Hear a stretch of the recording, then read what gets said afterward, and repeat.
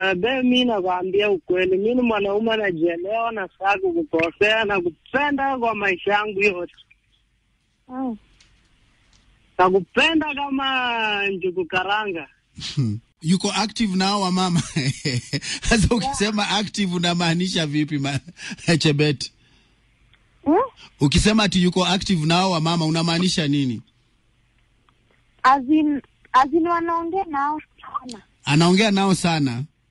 Yeah. Lakini sasa kuongea na wateja wako kuna shida gani Chebet? Hapana. Uko na wivu wewe inaonekana Hapana. Na mbona unasema yuko active na hao wa mama? Si ni kuongea tu anaongea? Ni hivyo, lakini saa mimi nilikuja nikaona kuna mama fulani. Anaitwa Mama Twins. Mama Twins? Yeah. Kwa huyo mama huwa anampigianga simu. Huwa anampigia simu? Yeah. Ni simu ya order ama ni simu tu anampigia unashuku labda ni kama wana uhusiano? Yeah. Unashuku hivyo?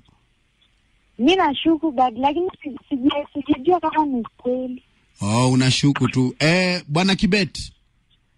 Yes, Kidi. Ongea na mke wako, jitetee. Mama Twins ni nani? Hello, be. Hello. Mambo. What? Hello, habari asubuhi? Nzuri. Maamka poa?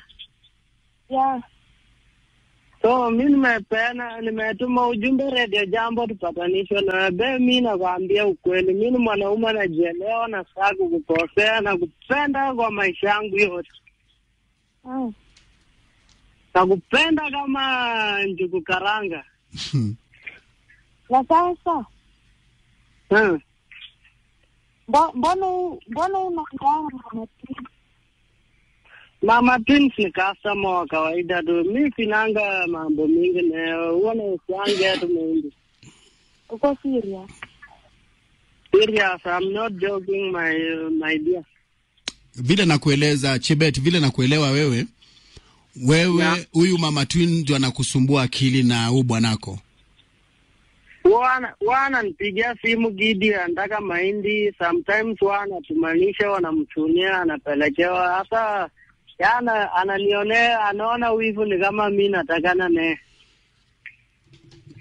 Na huyu Mama Twins ameolewa? Ni mke wa mtu, ako na watoto wawili twins, alafu ako na mmoja, yani ule ako single tu.